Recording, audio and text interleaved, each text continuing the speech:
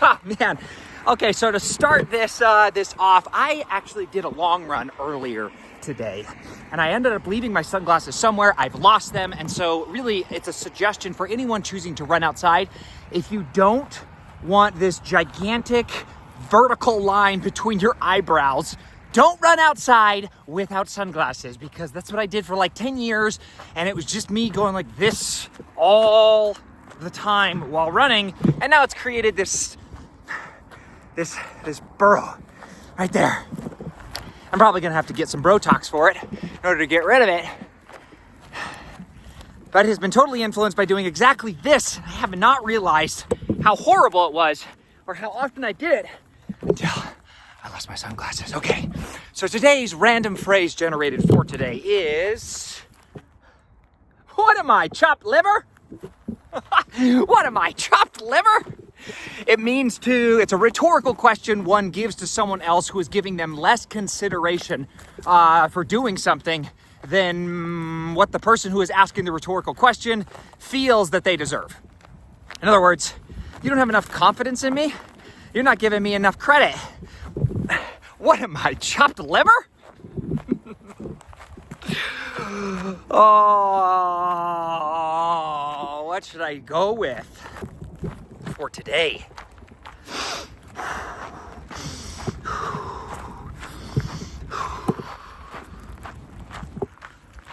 I will say, as a prequel to these random word generators, depending on what I am listening to as music, oftentimes like influences the seriousness or silliness or manic aspect of these random word generators. A case in point, I was using Suno to generate a bunch of fun songs, and I just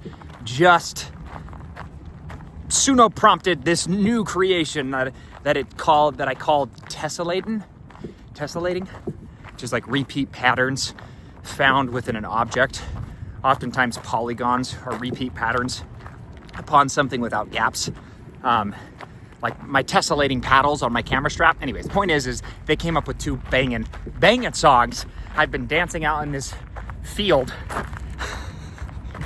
like a maniac, and then decided I should start this random word generator. Okay, what am I, chopped liver? What am I, chopped liver? I'm trying to think of a story that would work for this. What am I, chopped liver? Or not being given consideration for something?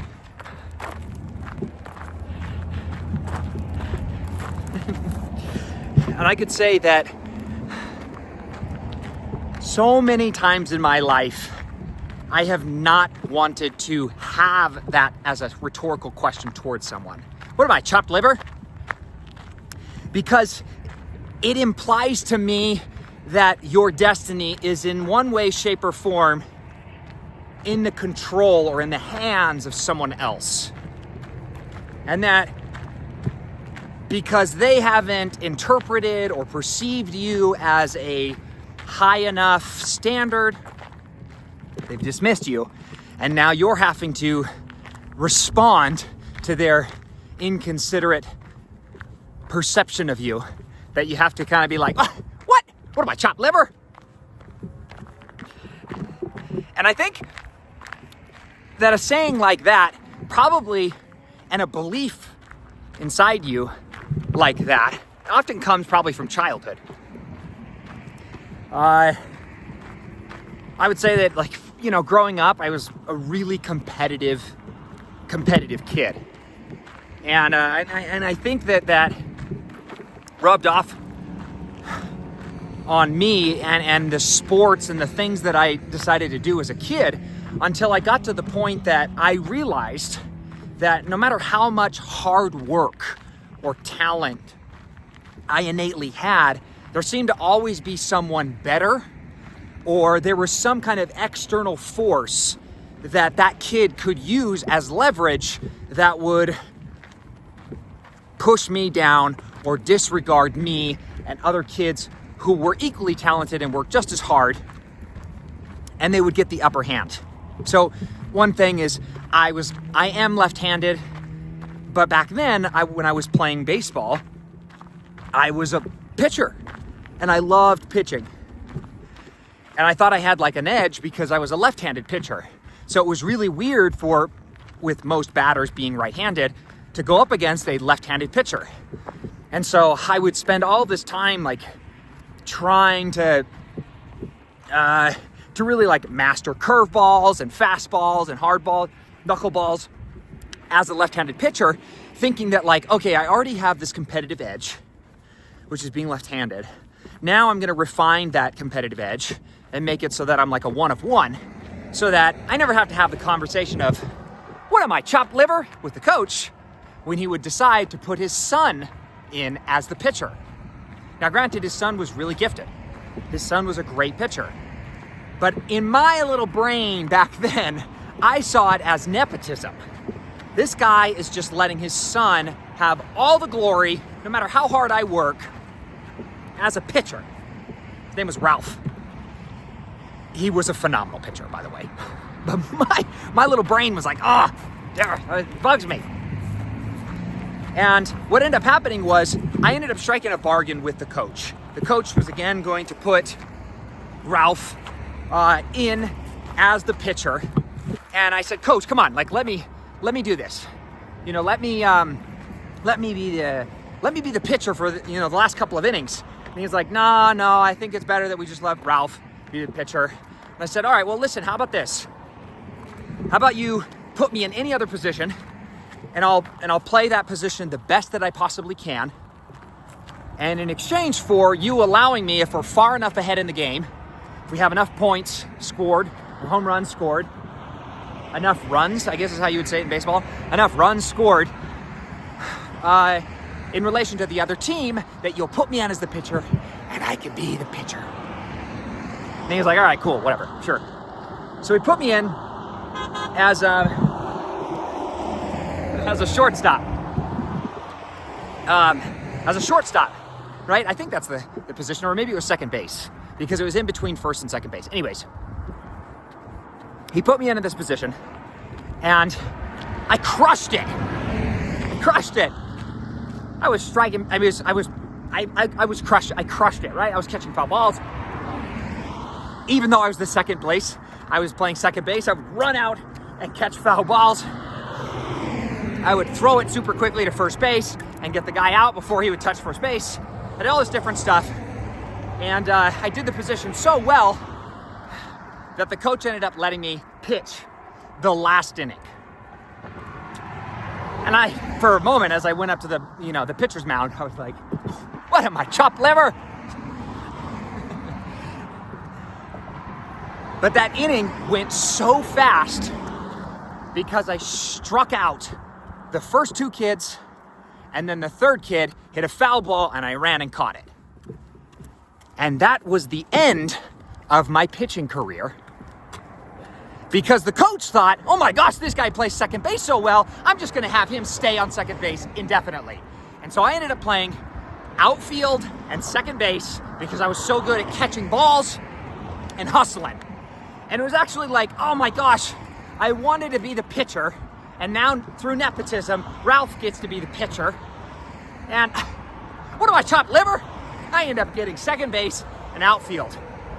And I realized as a kid, I never, ever, ever want my destiny to be in the hands of some idiot, in my opinion, that because of some uncontrollable source of leverage that someone else has, like nepotism or innate talent, or they just know people that I don't know, that they get in the way of something that I want to achieve. And I think it was like that, and just being just like my innate sense of rebellion against that, I kind of made this like unconscious decision where I went, you know what, all of my dad, my grandpa, my great-grandpa, all of the Decker men, we've all like ventured out and done our own thing. This is why. It's because the world screws people like us. And I just kind of put this subconscious front towards anything when it came to teamwork.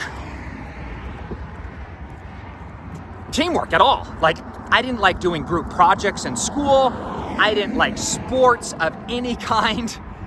And I quickly realized too that I began to like really anything that was like a finite sport. I did skateboarding, got really good at it, and then learned that like it's really, really, really hard on your joints. It's a short career. It's very difficult to get good at it. And the only way to really push yourself and to grow in this sport is to be taking risks that basically get to the point where you start putting yourself physically at risk. So I was like, I'll give up that sport, which was skateboarding. And then I started finding you could call infinite sports, where you played infinite games, like guitar or cello, where, and I even started to stop liking cello for the same reason, is because it was like this, you had to be a part of a team in order for it to happen. And a cello is such a complementary instrument within an orchestra that it rarely ends up being its own expressive self. Whereas like something like a guitar, yes, it's found in bands, but the kind of guitar playing I do is flamenco. It's classical. It's like you do it yourself. Anyways, the point I'm trying to make is I was so tired as a kid being perceived, in my opinion, as chopped liver that I kind of put my stake in the ground and thought, you know what? I'm never going to do teams. I don't like having my destiny or my future or what I want be dependent in one way, shape, or form on a coach or some other equal within a team, regardless of how much leverage comes from being a part of a team and being able to accomplish so much more. And it is because I think of something like this, where I had enough experience as a kid where no matter how much my determination and my tenacity to try to be the best would happen, anytime I was in a team-oriented context, it felt like I always was doing or asking the question, what am I, chopped liver? And so that is the random phrase generated for today. What am I, chopped liver? A rhetorical question one asks because they are not being given enough consideration for something.